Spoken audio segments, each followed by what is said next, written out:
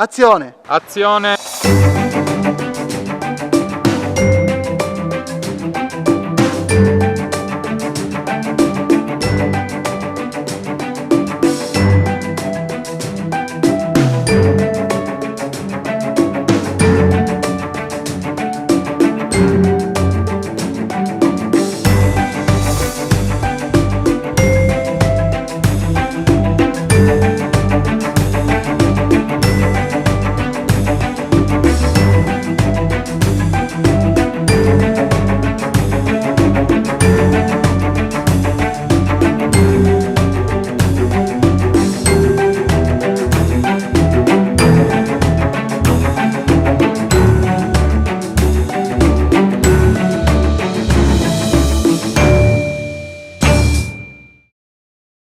L'idea del corto nasce quasi per caso una notte di maggio.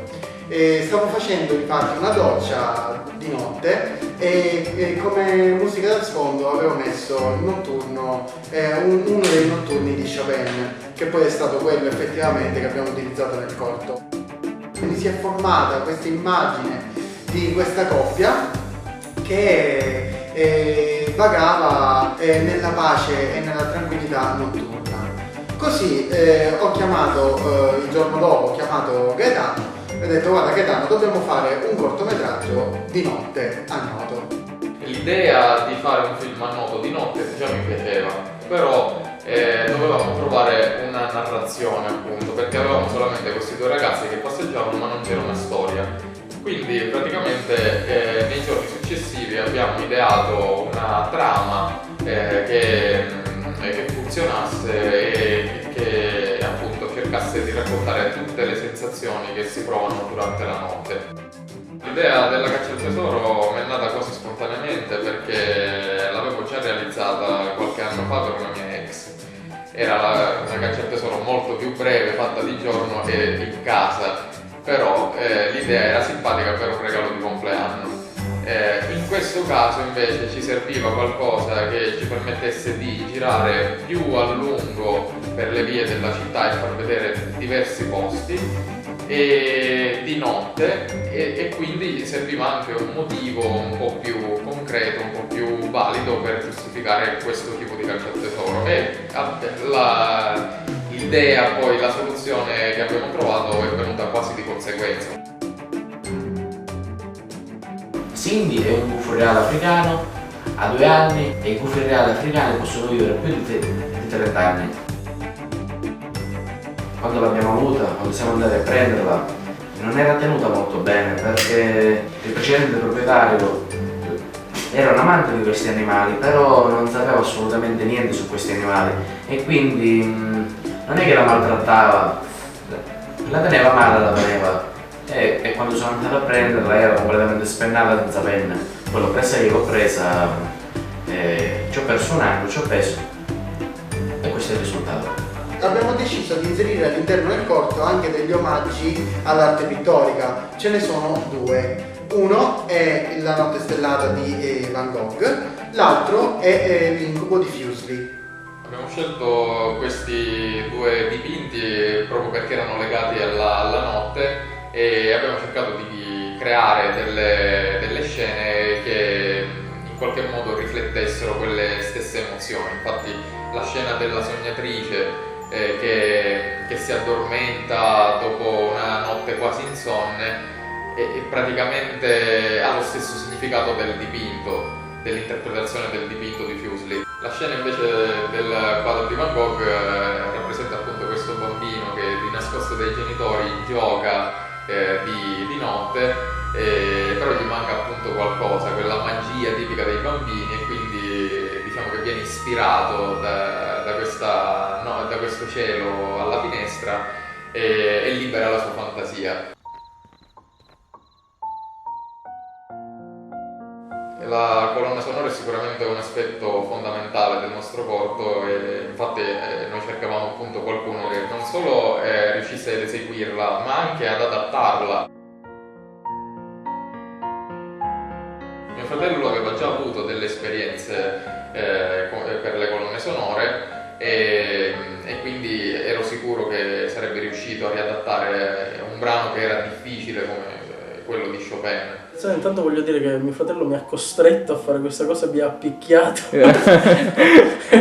Allora, intanto partiamo dalla richiesta, che non era appunto la composizione di un brano originale, di una colonna sonora originale per il film, ma l'adattamento e la sincronizzazione di una musica di repertorio. Detta così può sembrare una cosa semplicissima, ma questo è un grosso limite in realtà per il compositore, che deve adattare e sincronizzare dei temi appunto che non sono stati ideati, creati sulle scene. E quando parliamo di scene non parliamo solamente dell'aspetto dei personaggi, dei movimenti dei personaggi, ma soprattutto da quello che i personaggi suscitano e soprattutto dal ritmo delle scene, che è dato da come sono state girate e anche dal montaggio. Quindi adattare e sincronizzare una musica di repertorio in realtà, per quanto riguarda l'aspetto proprio della sincronizzazione, è un pochino più un'impresa ardua, diciamo così. A complicare ulteriormente le cose, 3 aspetti. Il primo, la musica avrebbe dovuto accompagnare le scene in maniera continuativa, senza interruzioni, e durante l'esecuzione dovevano essere anche evidenziati alcuni gesti, alcuni momenti importanti, come ad esempio l'afferrare i biglietti, lo scoppio del palloncino, lo strappo della lettera, il tutto senza sfociare nel comico, ovviamente, per evitare quell'effetto Mickey Mousing, come si dice nel gergo, che sarebbe stato terribile per un film del genere. Secondo aspetto, la durata delle scene da musicare, 8 minuti e 23 secondi per l'esattezza, che non coincideva con la durata effettiva del brano di repertorio, che nella sua esecuzione più libera, diciamo così, non arriva nemmeno ai 5 minuti. Terzo aspetto, forse il più critico, diciamo così, è il brano di repertorio, il notturno in si bemolle minore, opera 9, numero 1, di un certo signore di nome Frédéric Chopin. E quindi un brano classico, interamente eseguito al pianoforte, composto da uno dei più grandi compositori della storia della musica, e tra l'altro il primo notturno composto da Chopin. Per questo corto non siamo andati soltanto nei luoghi più famosi della città, ma siamo andati a ricercare proprio l'intimità dei quartieri un po' più nascosti, come l'Agliastrello o il Parco Mannarazze.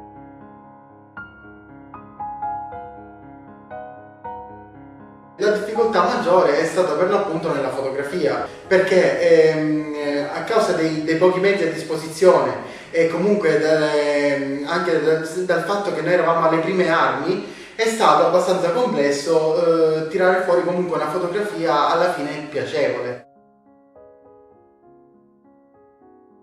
Il montaggio è stato abbastanza celere, perché finita di girare una scena portavo a casa il materiale e iniziavo a montarlo cercando di finire entro il giorno successivo. Quindi è stato, diciamo, accompagnato quasi di pari passo ogni singola scena. Sicuramente c'erano alcune scene che mi hanno dato più filo da torcere, perché c'erano degli effetti speciali da inserire, c'era la luce o i colori da correggere, da modificare per cercare di dare un aspetto specifico ad alcune scene, e quindi ho dovuto lavorarci su per più tempo rispetto ad altre che erano più semplici. Inoltre c'erano anche problemi tecnici legati ai pochi mezzi che avevamo, e quindi c'erano delle immagini che erano un po' traballanti oppure un po' sgranate, o la luce era troppo bassa, e quindi andavano tutte corrette queste cose, e anche questo non è stato semplice, perché alcune immagini avevano diciamo dei difetti che sono rimasti perché era impossibile correggerli. Come primo approccio ho letteralmente studiato lo spartito di Chopin per capire le strutture armoniche, melodiche e l'agogica anche del brano, cioè l'andamento, no?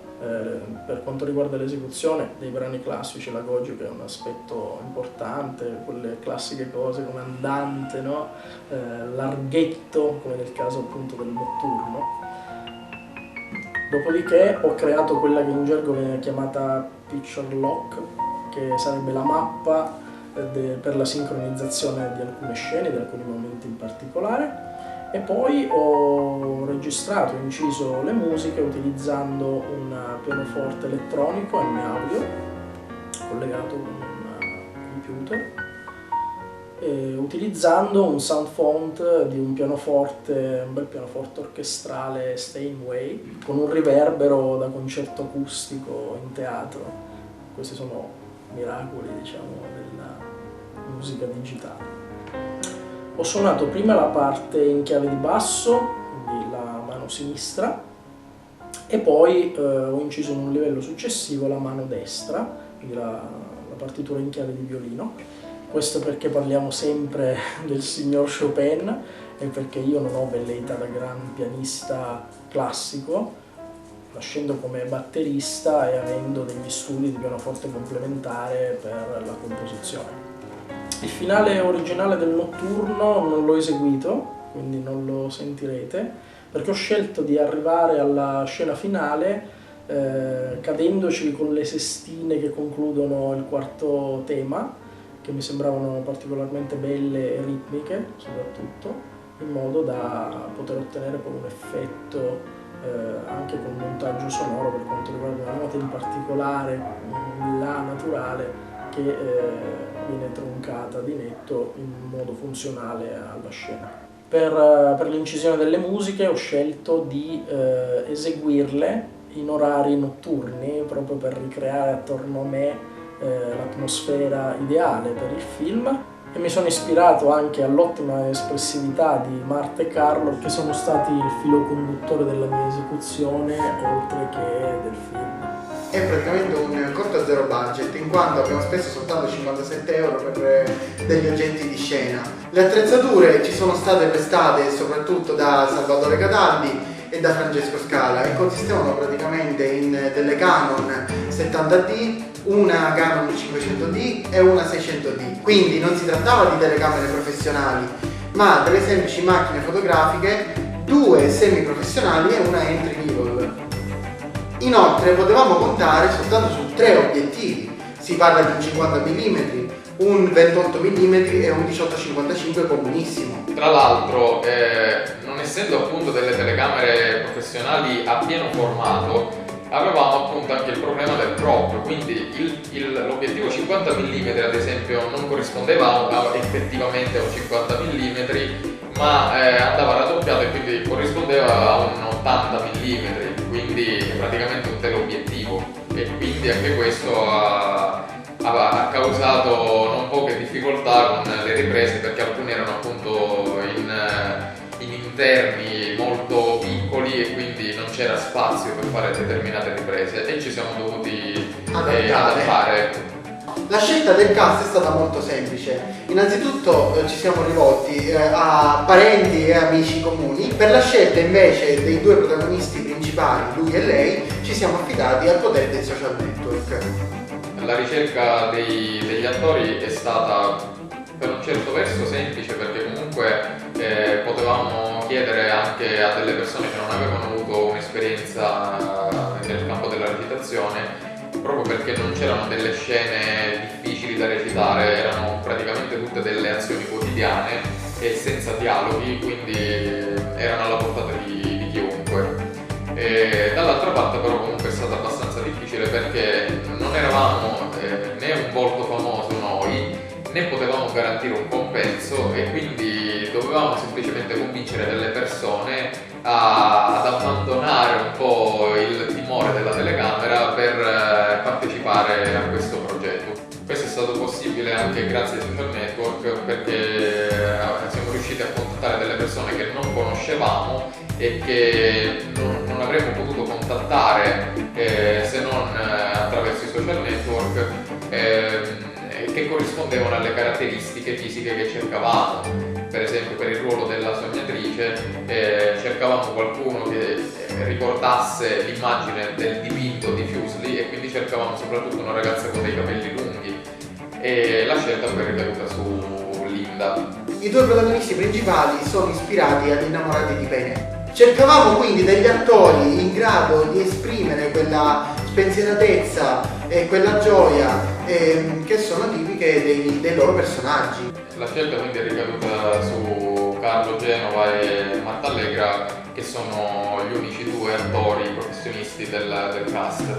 E io ho contattato Carlo perché l'avevo già conosciuto prima e poi ho cercato tra i suoi contatti una ragazza che avesse le stesse sue competenze. Siamo stati molto fortunati perché si conoscevano appunto e entrambi avevano frequentato la stessa accademia di recitazione e quindi c'era già sintonia tra di loro e questo ha aiutato molto a ricreare la giusta espressività dei personaggi.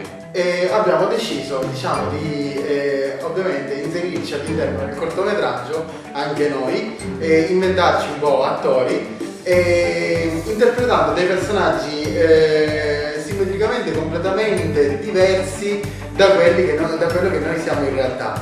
Ad esempio a Gaetano lo abbiamo truccato. Abbiamo deciso di fargli fare l'ubriaco. Esatto, questo perché praticamente io bevo ogni tanto, sì, però in realtà non mi sono mai ubriacato e neanche mi piace l'idea di ubriacarmi, è proprio una cosa che non mi interessa fare. E invece fare un personaggio ubriaco mi sembrava un'idea simpatica per scherzare con me stesso, appunto. La stessa cosa ho fatto con il mio personaggio, in quanto il mio personaggio diciamo che maneggia un'arma da fuoco e io ne sono invece completamente spaventato.